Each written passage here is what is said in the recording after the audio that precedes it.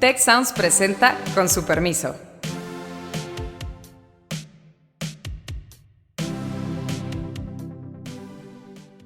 Con su permiso, se acaba de aprobar el presupuesto.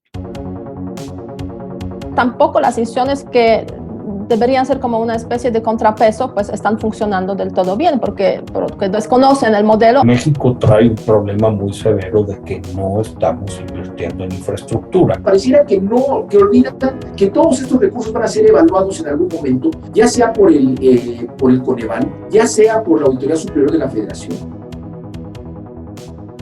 Nos acompaña Daniel Hernández Franco, profesor de la Escuela de Gobierno y Transformación Pública, y tenemos un tema que me parece que es muy interesante. Pudiéramos meternos a todos estos detalles que acompañó, a todos los detalles técnicos y la discusión económica, y a lo mejor en un momento lo hacemos. Pero antes de eso, Daniel, Beata, yo quisiera enfocarnos en otra cosa. ¿Qué rol está jugando el Congreso? Se está empezando a volver un lugar común esto de no me le mueven una coma. Llamó la atención que justo antes de la discusión teníamos por ahí 1994 reservas. Y pues básicamente eran estos monólogos en cámara por un lado y la planadora votando en contra por otro.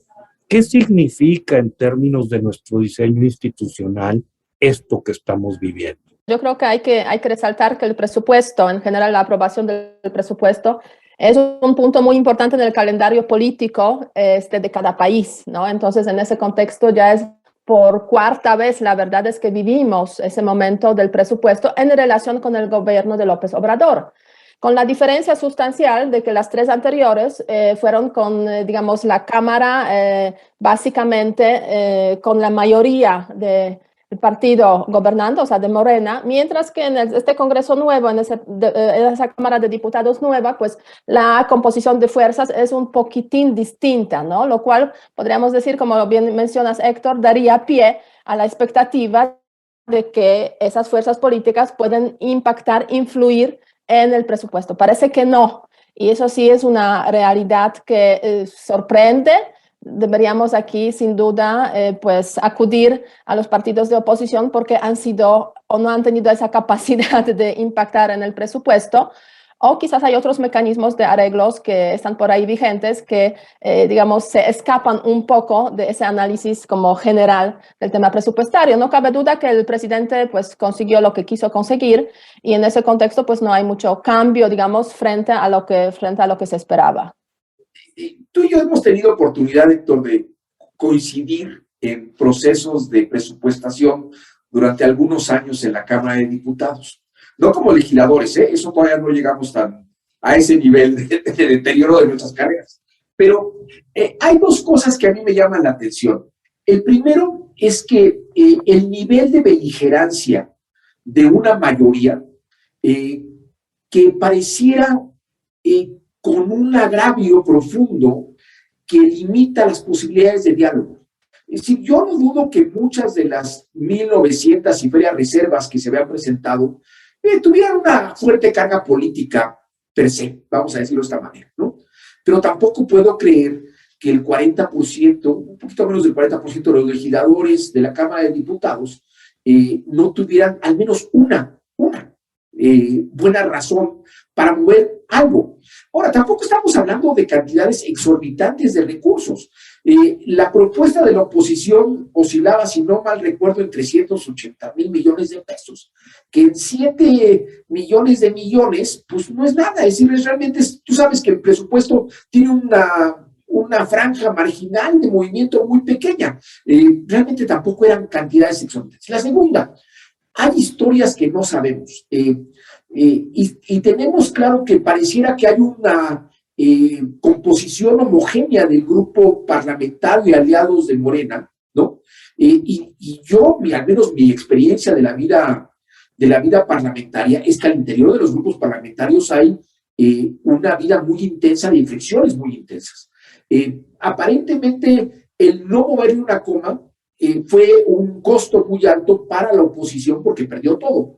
Pero no me queda claro cuál va a ser el costo al interior del grupo de Morena, habrá que verlo en los próximos meses, porque pues, los diputados y las diputadas al final del día representan distritos, territorios, ¿no? Y que pueden no haber logrado atraer recursos que pueden haber prometido en campaña, que pueden haber comprometido con otras fuerzas políticas locales y que puede afectarlos en el mediano y largo plazo, quizá no lo están calibrando en este momento. Creo, Daniel, que te estás metiendo algo bien interesante y también Beata nos hacía un guiño por ahí. A ver, aquí tenemos un problema. Para sacar el proyecto de presupuesto adelante, tú necesitas mayoría simple, no una mayoría calificada. Morena con sus aliados tiene esta mayoría simple. Entonces, en un sentido, la oposición, a pesar de tener tantas diputadas, tantos diputados, pareciera que pues queda excluido por este mecanismo institucional. Su amenaza, que trataron de ponerla sobre la mesa, ya el tiempo dirá si fue una amenaza creíble o no. ¿No me escuchas?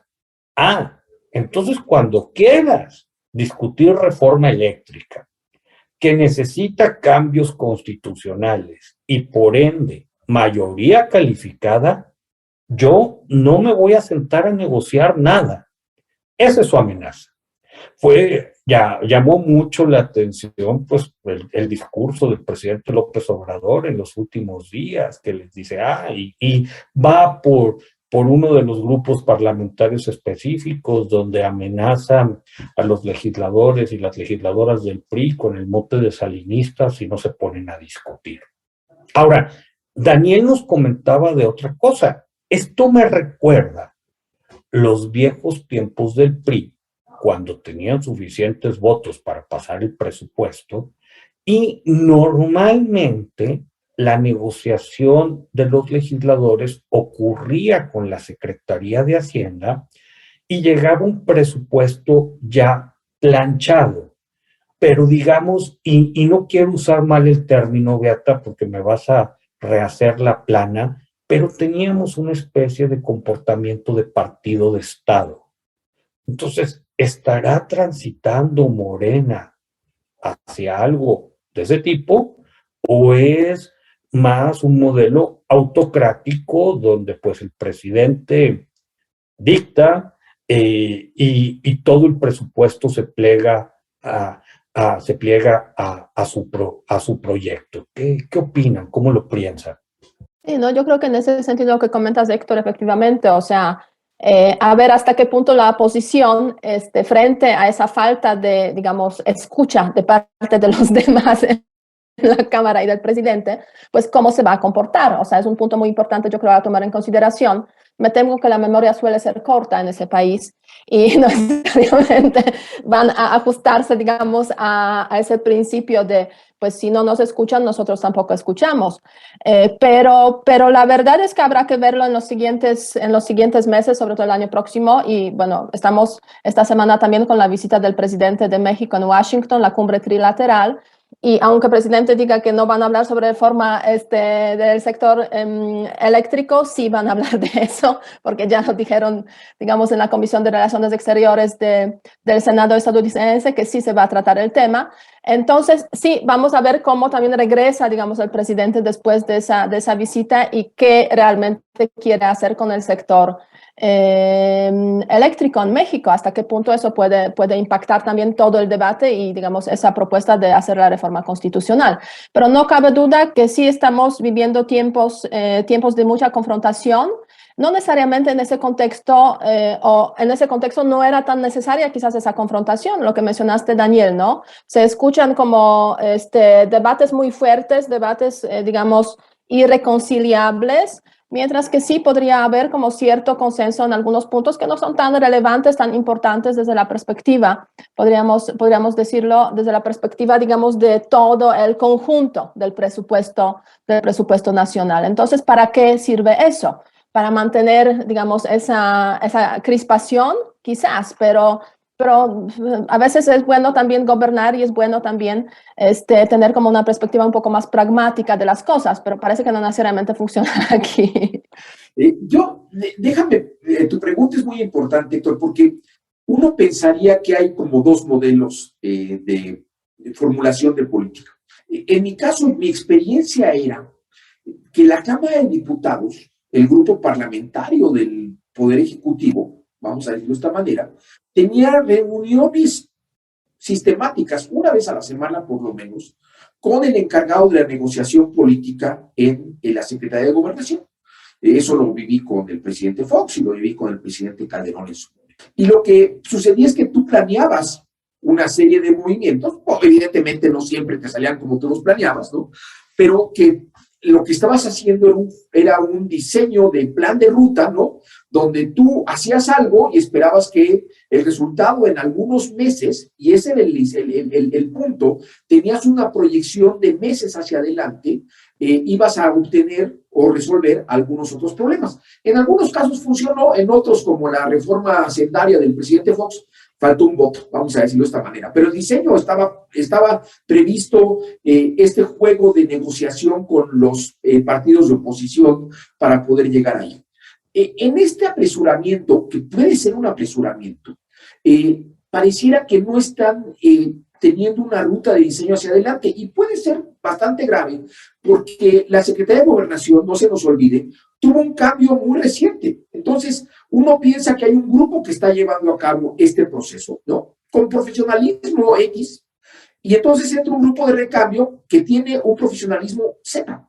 No sé si mejor o peor, pero son modos distintos. Ese es el primer punto. ¿Por qué digo que hay un poco de apresuramiento? Porque Beata trajo a colación lo de la reforma eléctrica.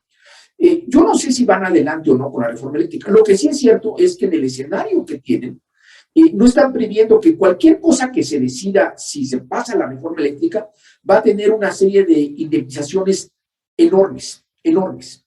Y no hay en el presupuesto un centavo, Víctor, salvo que tú me contradigas, ¿no? Que esté previendo la aprobación de una reforma eléctrica que va a tener que pagar algunas indemnizaciones de tamaño, el que quieras considerar, puede ser poquito, mediano o mucho. Y por eso siento que quizá no está de todo aceitada la ruta de trabajo de un mecanismo de trabajo parlamentario en que tengas una visión más allá del inmediatismo de tener 7 millones de pesos para hacer lo que quieras, ¿no? Sino pensar qué va a pasar adelante. Lo segundo que me parece muy inmediato es que se aprueban cambios de 100%, y 70%, y cosas por el estilo, de proyectos que no tienen un gramo de evaluación de lo que están haciendo, ¿sí?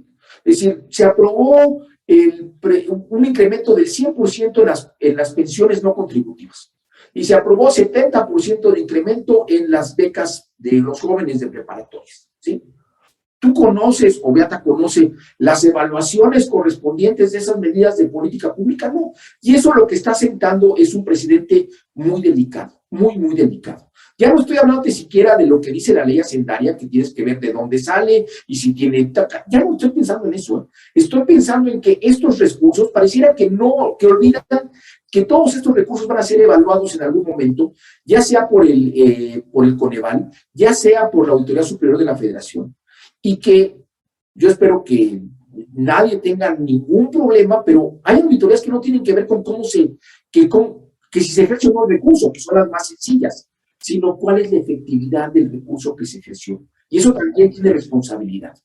Sí, eso es. O sea, si realmente sirvieron para algo, o sea, para lo que se propusieron en ese contexto o no. Yo creo que en ese sentido, pues hay muchos fallos en muchos proyectos que se han estado realizando en este contexto, digamos, en los últimos tres años, y ese presupuesto, pues lo que tú comentas, Daniel, pues lo confirmaría una vez más, que no hay evaluación, ¿no? Lo que falta o impact assessment, básicamente, que es crucial, digamos, en el tema de elaboración de presupuesto. Ahora bien, yo creo que sería bueno también, y perdóname aquí, Héctor, que Daniel nos explicara, o tú igual, para las personas que son menos, digamos, familiarizadas con el presupuesto, como yo, o muchos que nos escuchan también, o sea, ¿cuáles son las principales partidas, o sea, frente a los presupuestos que hubo, por ejemplo, en los años anteriores. Algunos cambios. Ahora sí, el tema de, digamos, gasto social, hay un aumento frente a, por ejemplo, el año anterior. Sabemos también que el año próximo, en marzo, se acaba la construcción del aeropuerto, el famoso aeropuerto del presidente López Obrador, ¿cómo se llama este aeropuerto? Felipe Ángeles. Felipe Ángeles, sí, me quedo siempre con Ángeles, pero se me olvida Felipe, por eso no quise cometer el error. O sea, se acaba en marzo, entonces se supone que ya no va a haber dinero para ese aeropuerto. El año próximo, finales, se acaba Tren Maya también, pero bueno, está presupuestado. O sea, ¿cuáles son esos cambios? Sería interesante, creo que para los que nos escuchan también saber ese tema. Pues realmente, Beata, ha sido, y este es otro problema que traemos ahí, pues ha sido presupuestos muy inerciales. Lo que está, no debería de sorprendernos que se come cada vez mayores tajadas. También he tenido oportunidad de discutirlo con Daniel y alguna vez lo mencionábamos aquí en el programa, es pensiones, que sigue desbocado.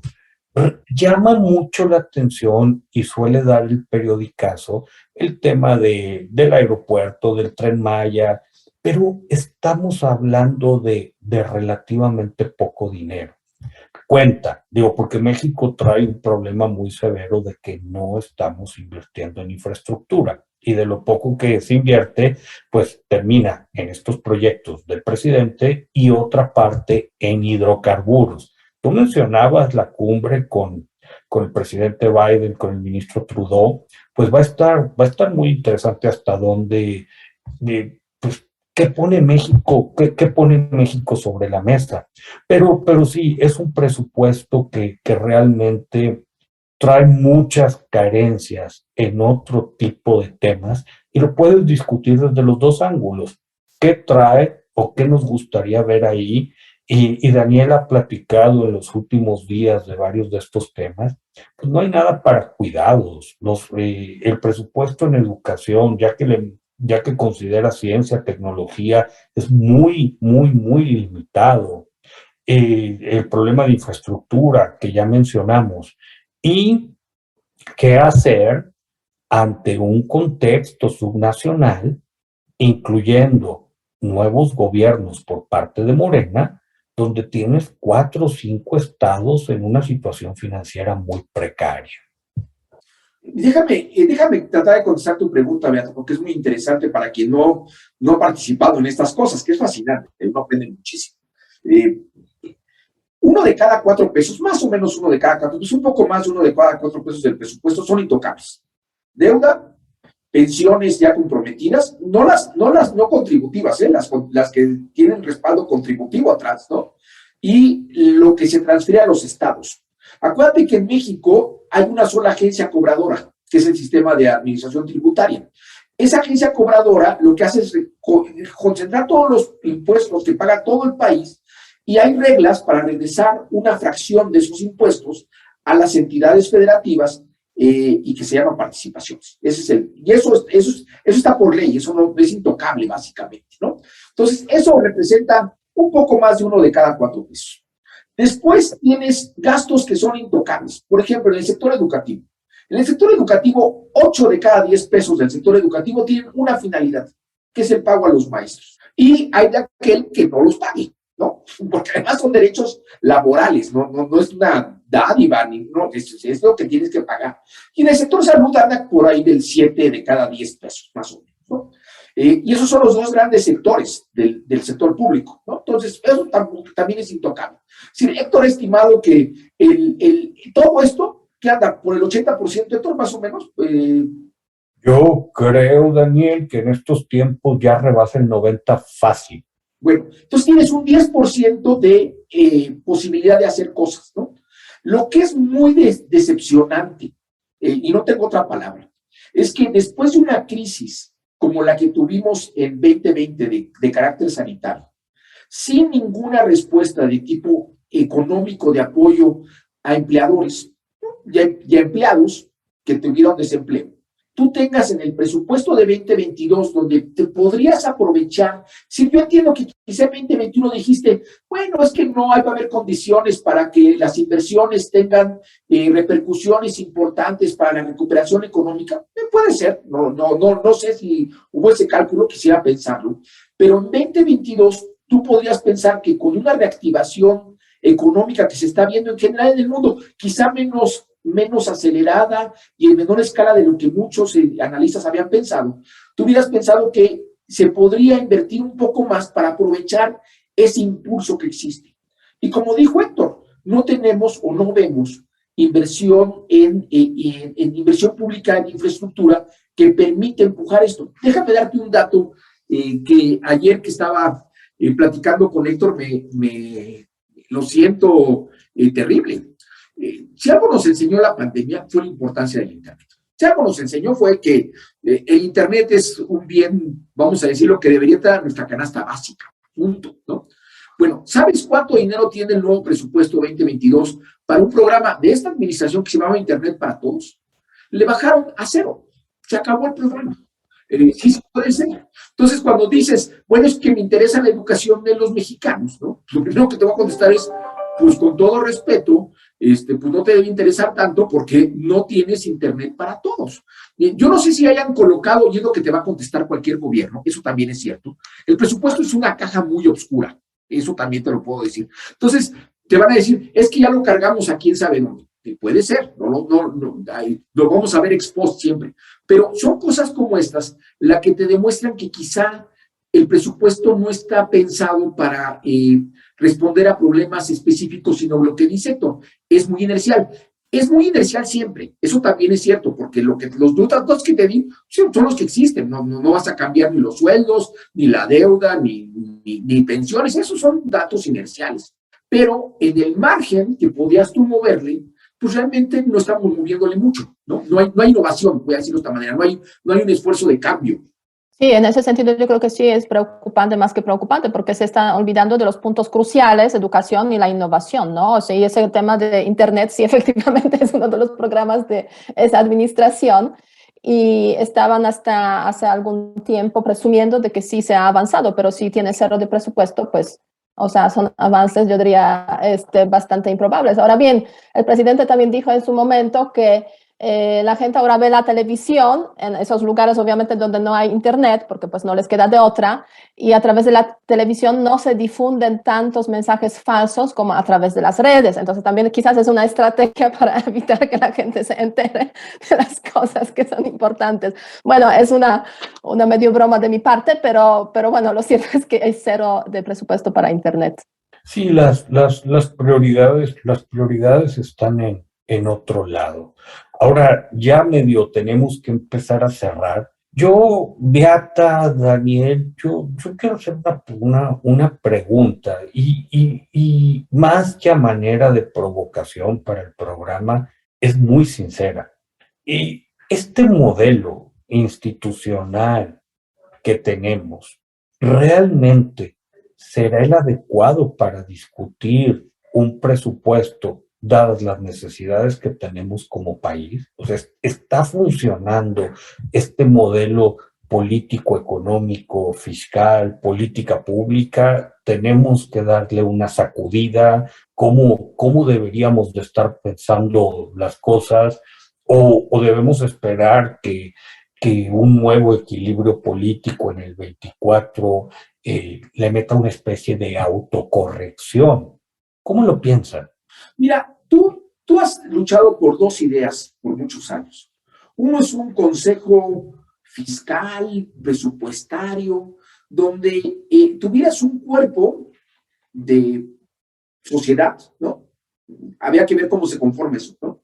Que acompañara a la Cámara de Diputados en la discusión de cómo se gastan los recursos. Yo hubiera querido que, es una buena idea, pero por lo menos deberías tener una consulta con la Auditoría Superior de la Federación y una consulta con el Coneval para tomar estas decisiones. Ya si no quisieras otra cosa, deberías poder hacer esto. Y esté el gobierno que esté en el poder y esté la conformación que esté en la Cámara de Diputados, tú esperarías que estos fueran procesos que pudieran llevarse a cabo, ¿sí? Y no lo veo ni siquiera en la oposición, porque la oposición tampoco invitó a estas dos agencias a que les dijeran qué hacer. ¿Sí me explico? Eso sería una buena práctica y que si yo fuera oposición, pues empezaría por poner el ejemplo y llamar a estas agencias para que me dijeran cómo es la cosa. Es la primera. La segunda es que ese es el lado del gasto, pero también el lado de los ingresos va a tener un tope en algún momento, ¿no? Tú lo has señalado también. Y deberíamos estar teniendo una discusión muy seria, muy responsable, ¿no? Donde las agencias que deberían estar jugando son las agencias financieras locales, los secretarios de Hacienda local, en repensar realmente cómo se acumulan los ingresos del gobierno del Estado mexicano, qué tenemos que hacer para que la bolsa sea un poco más grande y qué tendríamos que hacer para que esa bolsa más grande fuera gastada de manera con mayor corresponsabilidad, ¿no? Claro, no existen incentivos para hacerlo, porque los estados lo menos que quieren es que esa participación, que más o menos es el 25% de los, 27, 28% de los impuestos, ¿no? Más o menos, le digan qué tiene que hacer, porque lo que son autónomos, son entidades estatales autónomas. Entonces, estos dos principios que serían buenas prácticas, tienen pocos incentivos para hacerlo, pero creo que en algún lugar debe caber la madurez política para empezar a dar ese paso. No sería raro que lo hiciéramos, lo hemos hecho en el pasado. Uno no puede pensar, anoche tú y yo estábamos con Arturo Sánchez y Arturo recordaba que en 1977, con todo el poder del mundo, un presidente que había ganado sin oposición, con un voto hubiera ganado, ¿no? Se atrevió a hacer una reforma política que nadie le estaba pidiendo tampoco en términos de exigencia en las calles ni nada que se le pareciera. Yo creo que esto es una necesidad como sociedad y ojalá nuestros políticos o nosotros que hacemos política pública tengamos la sensatez para hacerlo. Yo creo que el tema de las voluntades políticas es aquí crucial, ¿no? El modelo funciona siempre y cuando hay voluntades políticas, por una parte, y por otra parte, siempre y cuando hay instituciones capaces de corregir errores de los actores que participan en un proceso, ¿no? Y en ese sentido me da la sensación de que faltan las dos en ese proceso que hemos visto, o sea, voluntades políticas no necesariamente a favor de que el modelo que mencionas, Héctor, funcione bien o que quisiéramos que existiera en México funcionara bien. Por otra parte, tampoco las instituciones que deberían ser como una especie de contrapeso, pues están funcionando del todo bien, porque desconocen el modelo o porque no quieren o no tienen interés en, digamos, aplicar todos los mecanismos que podrían servir precisamente para hacer contrapeso a las propuestas que vienen desde el gobierno, desde el poder. Entonces, en ese sentido, realmente, pues es es un contexto bastante difícil para optimizar, se puede decir, la preparación del presupuesto y tener en el presupuesto realmente los gastos que se necesitan. O sea, tú partes de una visión, Héctor, yo diría idealista, que es en lo que deberíamos invertir. Ojalá así se hicieran los presupuestos en ese país.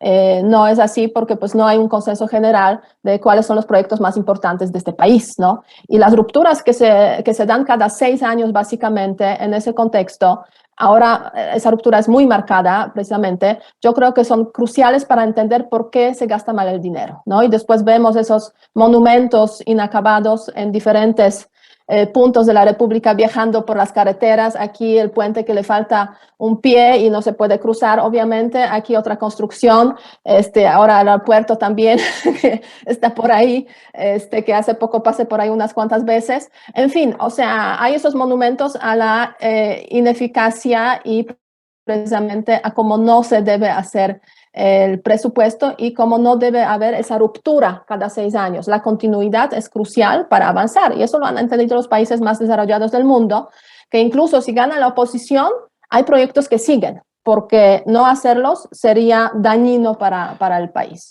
Creo que me quedo con con esas ideas. Se nos acabó el tiempo. Les cuento que la semana pasada, y está muy conectada a estas ideas que nos decía Beata, a lo que comentaba Daniel, del reflejo de la sociedad, la clase política, de qué esperamos, de este idealismo. La semana pasada hicimos la pregunta de si México debería tener una política ambiental más agresiva. El 95% casi se fue por el sí. O sea, que pareciera que, bueno, ojalá y esas sean luces. Yo propongo que vamos a hacer una pregunta dicotómica también, pero a lo mejor pues compleja para esta semana. ¿El diseño institucional actual funciona para lograr presupuestos competitivos? Ya nuestra producción me ayudará a pulir la redacción. Creo que salieron muy buenas ideas. No me queda más que a nombre de Beata y mío agradecerle mucho a Daniel Hernández que nos haya acompañado. Y pues bueno, con su permiso, nos escuchamos próximamente. Si quieres conocer más sobre el comercio y los negocios, te invitamos a escuchar Territorio Negocios. La experiencia del cliente o del usuario es cada vez más importante. El podcast en el que hablamos sobre las nuevas tendencias de innovación, emprendimiento, finanzas y liderazgo en México y en el mundo. Escúchalo en Spotify, Apple Podcast y Google Podcast. Muchas gracias al equipo del Tecnológico de Monterrey y de Tech Sounds. Productor ejecutivo de Tech Sounds, Miguel Mejía. Asistentes de producción, María Guadalupe Monroy y Marcela Amezquita. Productoras de Con su Permiso, Luz María Ávila y Cintia Coca. Diseño, Ángel Gómez y Daniela Solís. Postproducción, Max Pérez. Les invitamos a escuchar el siguiente episodio de Con su Permiso y el resto de programas de Tech Sounds en los canales de su preferencia.